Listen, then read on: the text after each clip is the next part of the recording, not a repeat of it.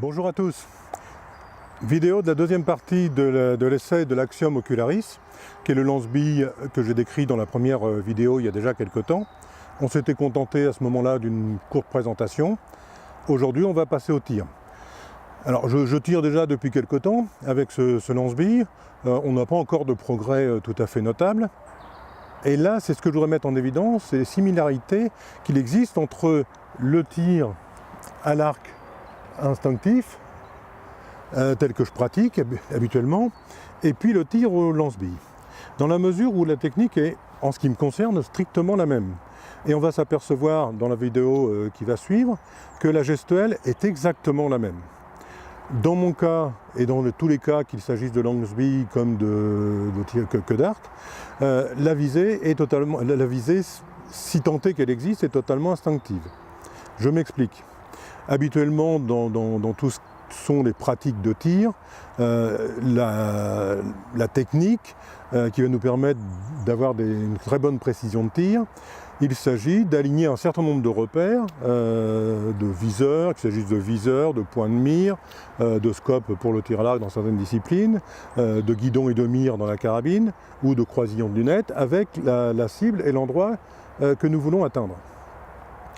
Dans le cas du tir instinctif, la technique est radicalement différente, dans la mesure où justement on va s'efforcer, et on va surtout tenter de parvenir, à ce qu'à aucun moment nous ayons une visée consciente, à savoir que la technique est toute simple, toute bête, c'est un peu la même que celle que nous utilisons quand nous jetons une pierre quelque part.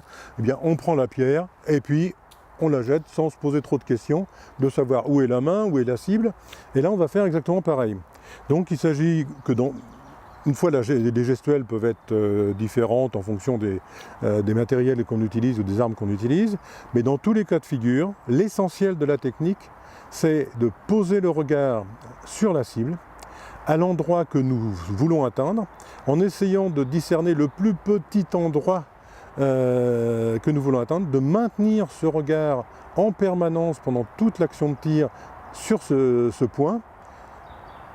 Et lorsque on a le sentiment, ou la sensation plus exactement, ou la conscience que c'est peut-être le moment de lâcher le projectile, eh bien on va décocher pour l'arc, on pourra appeler aussi décocher pour le lance-bille.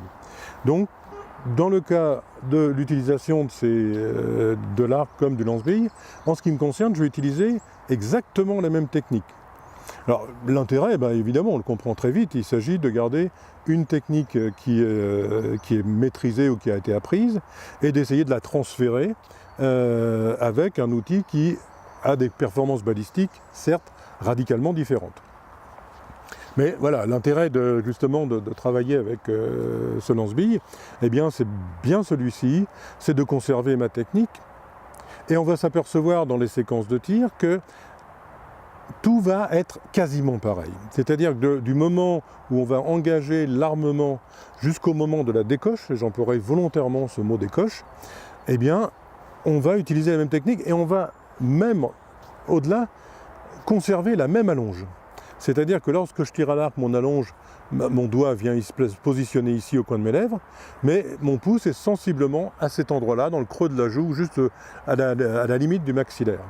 Eh bien, dans le tir au lance-bille, bien évidemment, dans la mesure où je tiens le lance-bille de cette façon-là, je ne vais pas pouvoir positionner mon doigt au même endroit, mais je vais, dans tous les cas, toujours avoir mon pouce exactement au même endroit que lorsque je tire à l'arc. Et ça, c'est quand même très intéressant. Et dans le cas présent, eh bien, l'allonge est absolument la même. C'est-à-dire que si j'ai 29 pouces à l'arc ici, j'ai une allonge ici qui est également de 29 pouces. Donc ça, c'était l'intérêt que j'avais souligné dans la première vidéo et que je vais m'efforcer de développer au fur et à mesure. On va faire quelques essais de tir avec le lance-bille. Alors, évidemment, le but, c'est pas de montrer mon adresse au lance-bille, c'est simplement d'apprivoiser ce matériel, de l'appréhender et d'essayer d'obtenir quelques tirs précis. Ça, c'est le but. La réalité peut être tout autre. Alors, on va passer au tir maintenant. Dans un premier temps, on va regarder ce que j'illustrais tout à l'heure sur les deux techniques de tir qu'on va faire alterner. Et puis ensuite, on va s'amuser à faire quelques tirs sur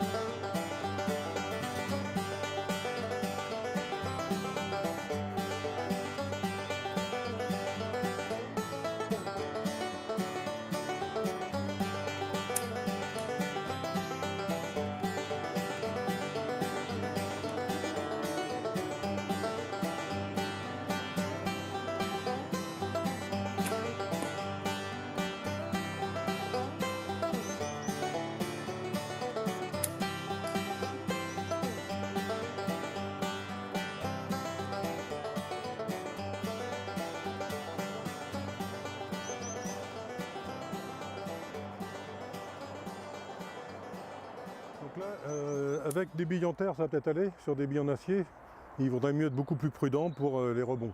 Parce qu'il ça rebondit quand même pas mal.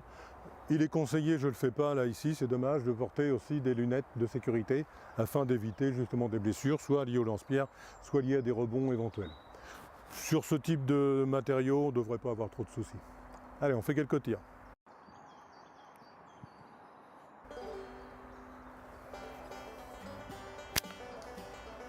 Voilà. On va dire que c'est quand même pas très difficile. Là, c'est un peu, tu tires une vache dans un couloir. Et c'est juste pour montrer.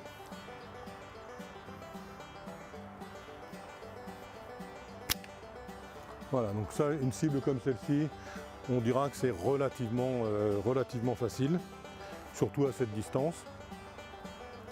Alors on va essayer, il y en a une un tout petit peu plus loin là-bas, donc un arbre un peu isolé juste derrière le boulot, on va essayer d'atteindre celui-ci.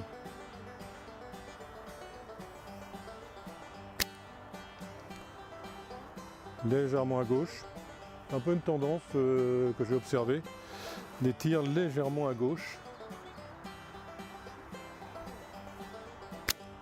Voilà, donc c'était le petit arbre qui est juste derrière le boulot que je viens de toucher à l'instant.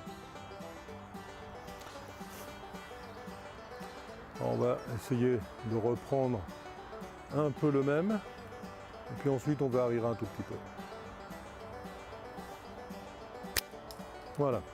Donc là on est à une distance sensiblement de une dizaine de mètres, je dirais 10-11 mètres.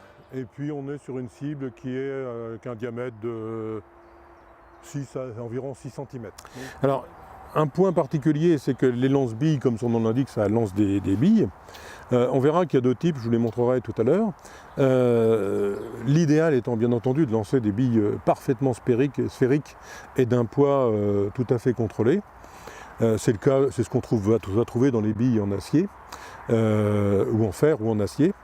Là, dans le cas présent, des billes que j'utilise dans d'autres circonstances, elles font exactement 3 grammes, et je dirais avec une dispersion qui est extraordinairement faible. On tire en pleine nature ici, on ne va pas s'amuser à aller balancer des billes un peu partout. Donc des billes en acier un peu partout. Donc là, je vais utiliser des billes en terre, alors qui elles sont beaucoup plus légères puisqu'elles ne pèsent que 3 grammes, non pas 3 grammes, mais qu'1 gramme sensiblement, avec plus hétérogène également. Et donc ça va complexifier quand même un tant soit peu la performance et la régularité. Mais dans la mesure où nous tirons en pleine nature, ces billes c'est simplement de la terre, et lorsque les premières pluies vont arriver, eh bien la terre va retourner à la terre tout simplement. Ce que ne ferait absolument pas des billes en acier qui seraient un polluant important. Donc je vous propose maintenant, on va passer au tir, et puis on essaiera de continuer un peu sur ce parallèle entre les deux techniques de tir. A tout de suite.